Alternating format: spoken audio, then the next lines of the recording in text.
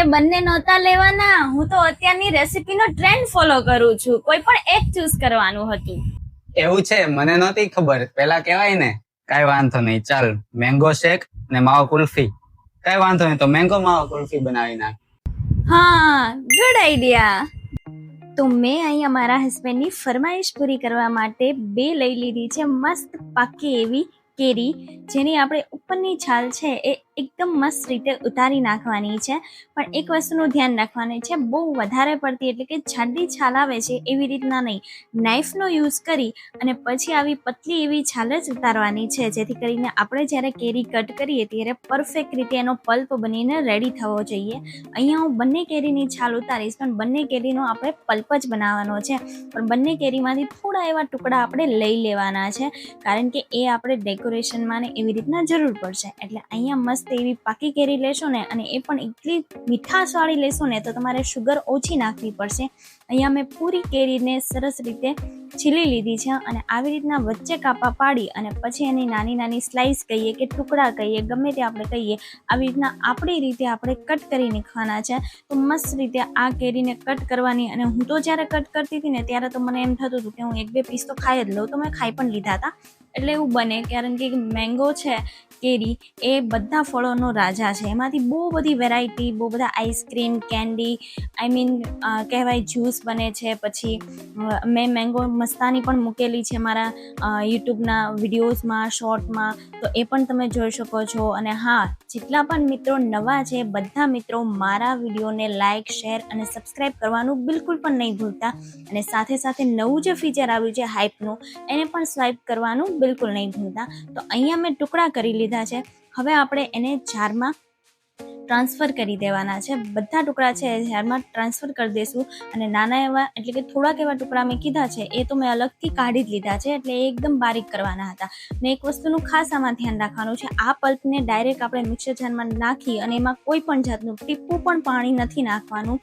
Without water જ એનો pulp બનાવી નાખવાનો છે, કારણ કે આપણે જ્યારે કેરીનો રસ કાઢતા હોઈએ છીએ તો એની અંદર બરફ નાખતા હોઈએ છીએ, ઠંડુ પાણી નાખતા હોઈએ છીએ, શુગર નાખતા હોઈએ છીએ, સૂંઠ હોય છે, પણ આમાં કોઈ પણ વસ્તુ નથી નાખવાનું, માત્ર એકલો પલ્પ રેડી કરવાનો છે. એટલે એકદમ ઠીક એવો પલ્પ બનીને તૈયાર થઈ ગયો છે. અને આ પલ્પને આપણે હવે ફ્રીઝમાં મૂકી દેવાનો છે. સેટ કરવા તો નહીં મૂકીએ, પણ એકદમ એનો કલર ચેન્જ ના થાય અને ઠંડો રહે એ માટે. અને જ્યાં સુધી ઠંડો થાય છે ત્યાં સુધી આપણે નેક્સ્ટ પ્રોસેસ પર આવશું.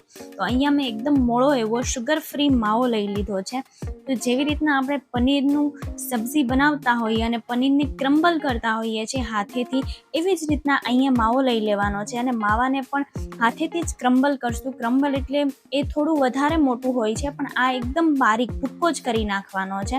અને એ થોડોક મોઇશ્ચરવાળો હોય છે, એટલે આવી રીતના થોડો ચીપચીપો ભૂક્કો થશે, પણ કાંઈ વાંધો નહીં. પણ આપણે નથી મિક્સર એની અંદર ફેરવવાનું કે પછી નથી ચપ્પુનો યુઝ કરવાનો, નહીં તો સ્લાઇસ બની જશે. અને મસ્ત રીતે એ ભૂક્કો બની ગયો છે. હવે એક પેનની અંદર આપણે ફૂલ ફેટ મિલ્ક લેવાનું છે. તો અહીંયા મેં 1/2 લીટર જેટલું દૂધ લઈ લીધું છે, પણ ફૂલ ફેટ જ લેવાનું છે, એકદમ નોર્મલ કે મલાઈ કાઢેલું નથી લેવાનું. એટલે સરસ એવી આપણી કેન્ડી બનીને તૈયાર થઈ જશે. તો અહીંયા મેં અલગથી ઠંડુ દૂધ, ગરમ દૂધ નથી લેવાનું, ઠંડુ દૂધ છે એ વાટકામાં કાઢી લીધું હતું, એમાંથી જ લીધેલું છે. અને એની અંદર 4 ચમચી આપણે મિલ્ક પાવડર એડ કરી દેવાનો છે. જે મિલ્ક પાવડર યુઝ કરવામાં આવે છે એ કન્સિસ્ટન્સીને એકદમ થીક બનાવે છે અને ક્રીમી બનાવે છે એ માટે. અને આપણે ફૂલ ફેટ મિલ્ક લીધું છે, એટલે એમાં પણ એક રીચ અને ક્રીમી વાઇબ આવવાની છે. તેમ છતાં એમાં વધારે મોઇશ્ચર આપવા માટે મેં અહીંયા લઈ લીધો છે મિલ્ક પાવડર. એ 4 સ્પૂન નાખી દીધી છે એક સરખી જ છે. અને પછી એની સ્લરી બનાવી લેવાની છે. અને આમાં ગટ્સ બહુ રહી જાય છે, એટલે એક વસ્તુનું ધ્યાન રાખશું કે આપણે એને ફૂલ સ્પીડમાં એક જ ડાયરેક્શનમાં ચલાવી અને જ્યાં સુધી એકદમ સ્મૂથ સ્લરી ના બને ત્યાં સુધી એને ચલાવવાનો છે. જો એની અંદર થોડા બી લમ્સ હોય ને તો તમારે ત્યાં સુધી ચલાવવાનું છે, જ્યાં સુધી એ લમ્સ ફ્રી ના થઈ જાય. અહીંયા દૂધ છે એમાં પણ એક ઉભરો આવી ગયો છે. 1 થી 2 ઉભરા આવે અને મસ્ત રીતે એને પહેલાં આપણે હલાવી લઈશું, કારણ કે દૂધ ફૂલ ફેટવાળું છે એટલે નીચે બેસી જવાનો ડર રહેશે જ. એટલે આપણે મસ્ત રીતે એને હલાવ્યા પછી જ એની અંદર આપણે જે હમણાં સ્લરી મિલ્ક પાવડરની રેડી કરી છે એ એડ કરી દેવાની છે. અને પછી કોન્સ્ટન્ટ એને સ્ટીર કરવાનું છે, કોન્સ્ટન્ટ ચલાવવાનું છે. રીતે આપણે ચલાવશું ને તો ધીરે ધીરે એ થીક થવા લાગશે. પણ આ બધી પ્રોસેસ થોડીક ઠંડકથી કરવાની છે, કારણ કે મારા હસબન્ડની સવારમાં ફરમાઈશ હતી અને એને કેન્ડી સાંજે ખાવી હતી, એટલે એને સેટ થતાં તો 7 થી 8 કલાક જતા જ રહે છે. એટલે સવારમાં ફરમાઈશ કરી એટલે મેં સવારમાં જ બનાવી નાખી હતી. એટલે મેં સવારમાં એટલો બધો ટાઈમ કાઢી લીધો આ કેન્ડી બનાવવા માટે કે વાત જ ના પૂછો. નહીંતર આપણે તો લેડીઝને બહુ બધા કામ હોય છે, પણ ચાલે, કારણ કે બધી આપણે વિશ પૂરી કરવી એ પણ જરૂરી છે. તો અહીંયા મસ્ત રીતે મેં ટાઈમ કાઢી અને આવી રીતના કોન્સ્ટન્ટ એને ચલાવતી રહી. પહેલાં તો 5 મિનિટ તો બિલકુલ પણ દૂધ છે એ ખાટું ના થયું, પછી ધીરે ધીરે થવા લાગ્યું અને ધીરે ધીરે સ્ટાર્ટ થાય ત્યારે જ આપણે એની અંદર 4 ટેબલ સ્પૂન જેટલી ખાંડ એડ કરી દેવાની છે. ખાંડ એટલા માટે એડ કરવાની છે કારણ કે પલ્પ હોય એની અંદર પણ શુગર હશે, પણ એટલું બધું નહીં, એટલું બધું સ્વીટ નહીં લાગે, થોડું વધારે સ્વીટ અને આમ બાર જેવી રીચ વાઇબ આવે એટલા માટે ખાંડ એડ કરવી જરૂરી છે. થોડી વાર ચલાવ્યા પછી જેટલો પણ મોળો માવો આપણે હાથથી મસળીને તૈયાર કર્યો હતો એ બધો મસ્ત એની અંદર એડ કરી દેવાનો છે અને પછી સરસ રીતે હવે આપણે કહેવાય ને નીચું જોઈને હલાવવા જ માંડવાનું છે. તો અહીંયા આપણે સ્ટાર્ટિંગથી લઈને એન્ડ સુધી ગેસની ફ્લેમ એકદમ લો રાખવાની છે. બહુ હાઈ સ્પીડમાં આ બધું નહીં કરીએ, કારણ કે બહુ બધું સ્પીડમાં કરશું ને તો શું થશે કે દૂધ છે એ તરત જ નીચેથી બેસવા લાગશે અને તરત દૂધની અંદર બળી જવાની સ્મેલ આવવા લાગશે. એટલે એવું બિલકુલ પણ નથી કરવાનું. આપણે અહીંયા ધીરે ધીરે એને સ્ટેર કરતા જશું એટલે ધીરે ધીરે સેટ થતું જશે, થીક થતું જશે. અને જો આપણે એની અંદર નાખ્યો છે માવો તો એ પણ ઉપર મસ્ત દરદરો બની ગયો છે અને સરસ રીતે મેં અહીંયા એને 12 થી 13 મિનિટ તો કોન્સ્ટન્ટ ચલાવ્યું છે. ત્યારે એની અંદર એકદમ ઘટ જે આપણે કન્સિસ્ટન્સી જોઈએ હતી એ આવી ગઈ છે. તો તમે જોઈ શકો છો મસ્ત એવું ખાટું અને રીચ, આમ કહેવાય ને મેંગો માવા ગુલ્ફી બનાવું છું, પણ જો તમારે ખાલી માવા ગુલ્ફી બનાવવી હોય ને તો આ સ્ટેજ ઉપર તમે પણ માવા ગુલ્ફી બનાવી શકો છો. આની અંદર આપણે એડ નથી કરવાનો, પણ આ વસ્તુને આપણે એકદમ ઠરવા દેવાની છે, પણ ફ્રીઝમાં નહીં, ફેન નીચે મૂકી અને મસ્ત રૂમ ટેમ્પરેચર ઉપર જ આપણે એને ઠંડુ થવા દેશું. તો મેં આવી રીતના સ્પીડમાં ચલાવી લીધું એટલે માવો અને દૂધ એકદમ બંને ભેગા થઈ અને એક થીક પેસ્ટ બની ગઈ. પછી એને 10 મિનિટ માટે ઠરવા દીધું. 10 મિનિટ બાદ તમે જોઈ શકો છો આ ટેક્સચર આવી ગયું છે અને દૂધ કેટલું બળીને નીચે આવી ગયું છે.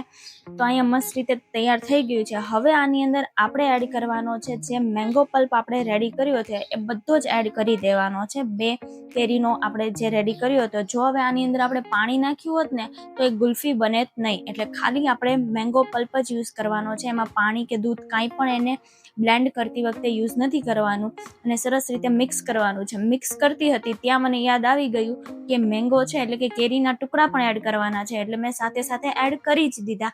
એટલે મિક્સ કરતી વખતે બધું સરસ રીતે મિક્સ થઈ જાય અને ધીરે ધીરે આનો કલર પણ એકદમ જેમ કહેવાય ને કેરીનો કલર આવી જાય છે, એ કેરીનો કલર આવી ગયો. તો આની અંદર કોઈ પણ ફૂડ કલર એડ નથી કરવાનો. હવે તમારી કેરી જો મસ્ત હોય તો નથી કરવાનો, પણ ના હોય તો તમે મેંગો એસેન્સ આવે છે એ પણ 1-2 ડ્રોપ એડ કરી શકો છો, પણ મેં તો નેચરલી જેવું હતું એવું જ રહેવા દીધું છે. એટલે તમે જોઈ શકો છો તમારી સામે જ આનો કલર ચેન્જ થઈ ગયો છે અને મસ્ત એકદમ રીચ વાઇબ આવી ગઈ છે. અને જેવી થીક આપણે કેન્ડી બનાવવાની છે એ પણ બનીને તૈયાર થઈ જશે હમણાં વિધિન. હવે બિલકુલ પણ ટાઈમ નહીં લાગે, કારણ કે હવે જે મહેનતની હતી, આપણો હાથ જ્યારે દુખવાનો હતો એ બધો દુખીને તૈયાર થઈ ગયો છે. હવે આ લાસ્ટ સ્ટેજ છે એટલે મસ્ત રીતે આવી રીતના હલાવી દીધું અને સરસ એવો કલર પણ પકડાઈ ગયો છે. હવે એની અંદર આપણે કાંઈ પણ વસ્તુ એડ નથી કરવાની. મેંગો પલ્પ વચ્ચે આવશે એટલે સોરી એના ટુકડા આવશે, પલ્પ તો મિક્સ થઈ ગયો છે, એના ટુકડા આવશે એટલે બહુ મસ્ત એવી કેન્ડી લાગશે. હવે આપણે આ મિક્સ થઈ ગયું છે એટલે એક સ્કૂપ ભરી અને અંદર નાખી દઈશું. એટલે શેમાં નાખવાનું છે, સીધું આપણું કેન્ડીના મોલ્ડ છે એની અંદર આ મેંગો પલ્પ છે એ બધો જ નાખી દેવાનો છે. એટલે મસ્ત રીતે બધો સેટ કરી દેવાનો છે. તો તમે જોઈ શકો છો મેં બધા ભરી લીધા, પણ આજુબાજુ થોડું બગડી રહ્યું છે, પણ એ તો નીચે પડે જ કારણ કે બહુ થીક છે. અને પછી એને આવી રીતના મસ્ત રીતે ઢાંકી દેવાની છે. હવે તેને 7 થી 8 કલાક માટે સેટ થવા ફ્રીઝરમાં રાખી દેશું, એટલે મસ્ત રીતે સવારમાં બનાવી અને સાંજે સેટ થઈ જશે. અને બાકીનું જે વધ્યું હતું એ મેં કાચના કન્ટેનરમાં ભરી અને એ પણ રાખી દીધું છે ફ્રીઝરમાં, એટલે એનો મસ્ત આઈસ્ક્રીમ બનીને રેડી થઈ જશે. એટલે 2 in 1 વસ્તુ એક સાથે જ તૈયાર થઈ જશે. મારા હસબન્ડે તો ખાલી કેન્ડીની જ ફરમાઈશ કરી હતી, પણ મેં આઈસ્ક્રીમ પણ સાથે સાથે બનાવી નાખ્યો છે. એટલે આ જોઈને તો એકદમ ખુશ થઈ જશે અને જ્યારે ઓફિસથી આવશે ત્યારે હું ઠંડી કેન્ડી અને આઈસ્ક્રીમ એને સર્વ કરીશ. તો ચલો તમે પણ મારી સાથે આવો કે આ કેન્ડી જોઈને એના રિએક્શન કેવા હતા. લો, મેંગો માવા કુલ્ફી. વાહ. તો મારા ઘરે તો મેંગો માવા કુલ્ફી બનીને તૈયાર થઈ ગઈ છે, પણ તમે ક્યારે બનાવવાના છો એ જરૂરથી કમેન્ટ્સમાં લખજો. મળીએ નવા વિડીયો સાથે, ત્યાં સુધી ટેક કેર, બાય બાય.